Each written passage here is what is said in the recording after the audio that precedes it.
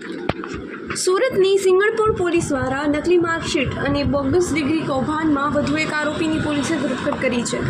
દિલ્હીના હરિયાણા ખાતેથી સિંગણપુર પોલીસે 60 જેટલી બોગસ ડિગ્રીઓ અને માર્કશીટ સાથે આરોપીને ઝડપી પાડ્યો છે. પોલીસે અત્યાર સુધીમાં આ કૌભાંડમાં 6 આરોપીની ધરપકડ કરી છે, જેમાં બોગસ ડિગ્રીનો ઉપયોગ કરનારા આરોપીઓનો પણ સમાવેશ થાય છે. જોકે આ સમગ્ર કૌભાંડમાં સામેલ અન્ય આરોપીઓની પણ પોલીસ દ્વારા શોધખોળ હાથ ધરવામાં આવી રહી છે. આ કૌભાંડમાં દેશની અનેક યુનિવર્સિટીઓ સંડોવાઈની પોલીસને શંકા હોવાથી ઊંડાણપૂર્વક તપાસ શરૂ કરી છે. ઉલ્લેખનીય છે કે 21 માર્ચના રોજ સુરતના સિંગણપુર વિસ્તારમાંથી પોલીસે આ કૌભાંડને ઝડપી પાડ્યું હતું. આ કૌભાંડ રાષ્ટ્રવ્યાપી કૌભાંડ છે અને ધાર્યા કરતાં ઘણું મોટું કૌભાંડ છે. આની અંદર સમજીએ તો કોઈ પણ વ્યક્તિને ફોરેન જવું હોય અથવા કોઈ સરકારી નોકરી લેવી હોય અથવા કોઈ નોકરીની અંદર કોઈ ડોક્યુમેન્ટની જરૂર હોય તો તે લોકો નોર્મલી કોઈ એજન્ટનો કોન્ટેક્ટ કરતા હોય છે. આપ જાણો છો તેમ ફોરેન જવા માટે ઘણા બધા એજન્ટ્સ લોકો પોતાની ઓફિસ ખોલીને બેસતા હોય છે. તો સૌથી પહેલાં આ એક પહેલું સ્ટેજ છે કે જેમાં જેને ડોક્યુમેન્ટની જરૂર હોય તેઓ આવા એજન્ટનો કોન્ટેક્ટ કરતા હોય છે. અને એજન્ટને જ્યારે ખ્યાલ આવે કે અમને કોઈ ડોક્યુમેન્ટની જરૂર છે તો એ બીજા સ્ટેજમાં અન્ય એક એજન્ટ પાસે મોકલતા હોય છે. તો હમણાં જે અગાઉ 21 તારીખે આપણે નિલેશ સાવલિયાને પકડેલો એ આ ટાઈપનો ગુજરાતનો એજન્ટ હતો. એટલે એની પાસે અલગ અલગ એજન્ટ્સ કોન્ટેક્ટમાં હતા. એમાં અમે 2 એજન્ટની ધરપકડ કરેલી છે સિલવાસાથી, જેનું નામ છે આસિફ જીવાણી અને કેતન જેઠવા. આ બંને એજન્ટ આવા જે માણસોને સર્ટિફિકેટ અથવા ડિગ્રીની જરૂર હોય એવા લોકોને આ નિલેશ સાવલિયા પાસે મોકલી આપતા.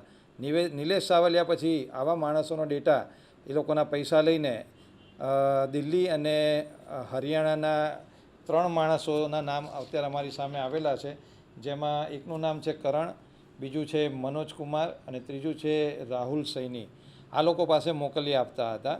અને આ રાહુલ સૈની, આ 3 માણસો એવા છે કે જે લોકોને આવા નિલેશ સાવલિયા જેમ ગુજરાતમાં એજન્ટ છે એમ આખા ઇન્ડિયાની અંદર આવા ઘણા બધા એજન્ટ્સ એ લોકોના કોન્ટેક્ટમાં હતા.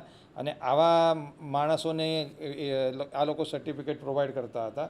જે પૈકી સિંગણપુરની અમારી ટીમ દ્વારા રાહુલ સૈનીની 24 તારીખે અટક કરવામાં આવેલી છે.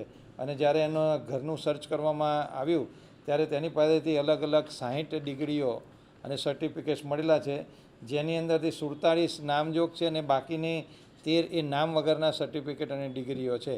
એટલે રાહુલ સૈનીને અટક કરીને એના 1 તારીખ સુધીના પોલીસ કસ્ટડી રિમાન્ડ મેળવવામાં આવેલા છે.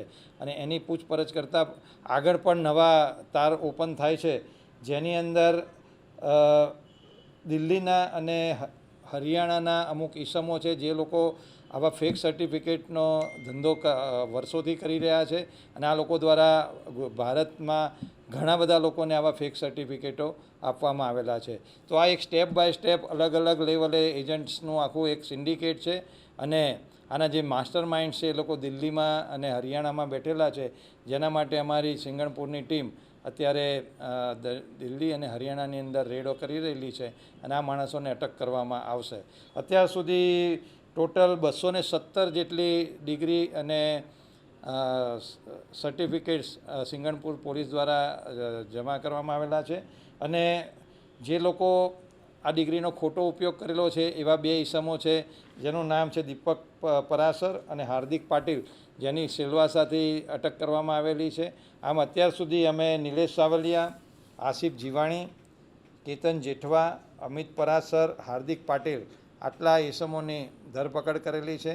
અને હજુ પણ આની અંદર ઘણા બધા ઈસમો ઇન્વોલ્વ હોય એવું જણાઈ આવેલ છે. એટલે અમારી ટીમો અલગ અલગ રાજ્યની અંદર આની રેડ કરી રહેલી છે. આની અંદર એક વસ્તુ ધ્યાનમાં આવેલી છે કે આમાં યુનિવર્સિટી અમુક છે જે ગુજરાત બહારની છે એ લોકોનું પણ ઇન્વોલ્વમેન્ટ ધ્યાનમાં આવે છે. કારણ કે આ લોકોના ઇન્ટ્રોગેશનમાં એ વસ્તુ ધ્યાનમાં આવેલી હતી કે જે દિલ્હી અને હરિયાણામાં બેઠેલા ઈસમો છે એ લોકોના અમુક કોન્ટેક્ટ્સ યુનિવર્સિટીમાં પણ રહેલા છે.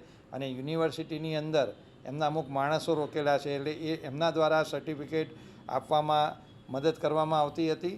અને જ્યારે કોઈપણ એજન્સી અથવા ફોરેનની યુનિવર્સિટી આવા સર્ટિફિકેટનું વેરિફિકેશન કરવામાં આવે ત્યારે યુનિવર્સિટી દ્વારા પણ આવી ડિગ્રી અને સર્ટિફિકેટને એ લોકો ઓથોરાઇઝ કરી આપતા હતા. એટલે આ એક રાષ્ટ્રવ્યાપી બહુ મોટું કૌભાંડ છે અને સિંગણપુર પોલીસ અને અમારી ડીસીપી ઝોન 3ની ટીમ મહેરબાન પોલીસ કમિશનર સાહેબની સૂચનાથી એની તપાસ આગળ કરી રહેલી છે. અમદાવાદની યુનિવર્સિટીનું પણ નામ આવ્યું છે. કઈ યુનિવર્સિટી છે? અમદાવાદની એક યુનિવર્સિટી છે, અત્યારે અમારો તપાસનો વિષય છે. અત્યારે હાલમાં એ સ્ટેજે અમે ડિક્લેર કરી શકીએ એમ નથી, પરંતુ અમારી ટીમ એ દિશામાં કામ કરી રહી છે.